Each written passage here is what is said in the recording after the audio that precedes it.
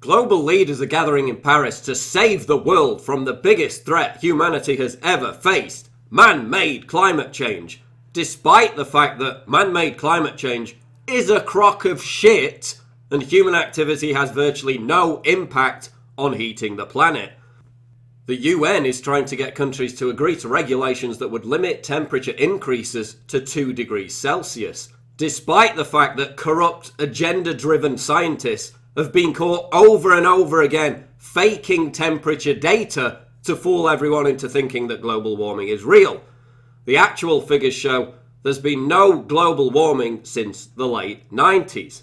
That means that every single one of these global conferences has been a completely pointless waste of time and money. Their only achievement in terms of altering CO2 emissions has been to belch out millions of tons of CO2 emissions. Global warming alarmists have been proven spectacularly wrong time and time again. In 2007 and 2009, scientists said that the Arctic would have ice-free summers by 2013.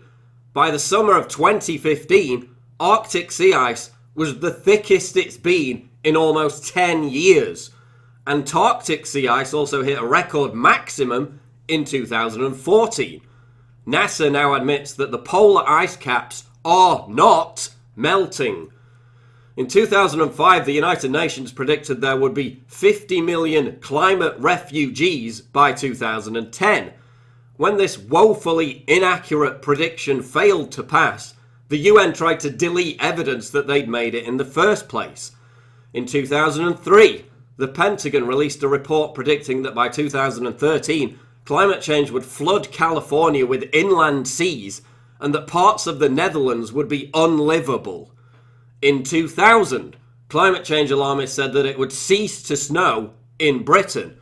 In 2009, London had its heaviest snowfall in decades, and in 2010, the UK had its coldest winter since records began. You see, they've been proven wrong time and time again because they're lying to you. So why should we believe them now?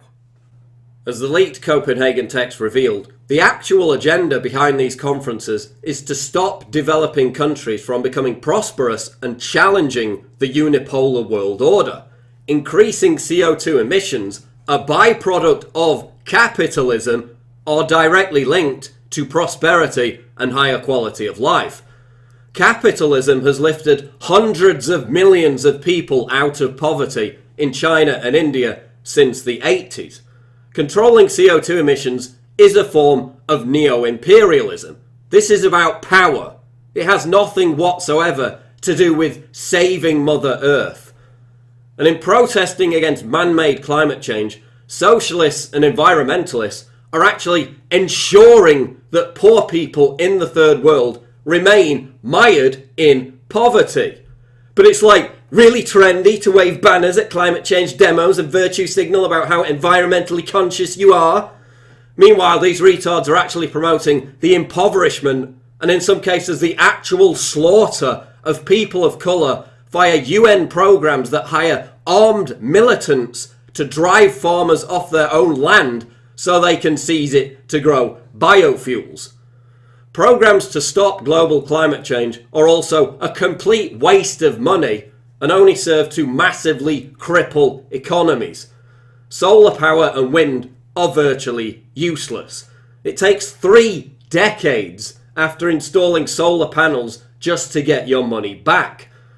And wind turbines are even worse. They're ridiculously expensive and in many cases emit more CO2 than they save. America has enough oil to last for centuries and could even become a bigger producer than Saudi Arabia or Russia. Yes, we need to find alternative forms of energy, but ones that actually work. As Bill Gates said, renewable energy can't do the job. It's a total waste of money. Green subsidies should all be switched into research and development of technological breakthroughs, not wasted on pointless solar and wind power that is completely inadequate for the world's needs. Also note how these climate change alarmists move the goalposts every single time they're discredited. First they called it global warming, and then when global warming stopped, they called it climate change. Now it's extreme weather conditions, despite the fact that extreme weather conditions are becoming less extreme. And now as a result of decreased solar activity, you know, that giant flaming ball of fire that global warming alarmists say has nothing whatsoever to do with climate change, we're actually about to enter into a new mini ice age, which is a shame because natural global warming actually produces a greener, more fruitful planet and increases the range and diversity of species. The good news is that polls show more and more people have stopped buying into this BS. And look, there are real environmental issues that we need to pay attention to. But man-made global warming isn't one of them. It's been demonstrably proven time and time again to be total horse shit. And the people pushing it have been caught red-handed, lying and faking data to prop up the crony and lucrative industry of the man-made climate change hoax. I'm here to educate you about the single biggest threat to our planet. You see, there is something out there which threatens our very existence and may be the end to the human race as we know it. I'm talking, of course, about man-bearing. The Paris Climate Summit is merely another PR exercise to try and revive the discredited fairy tale of man-made climate change.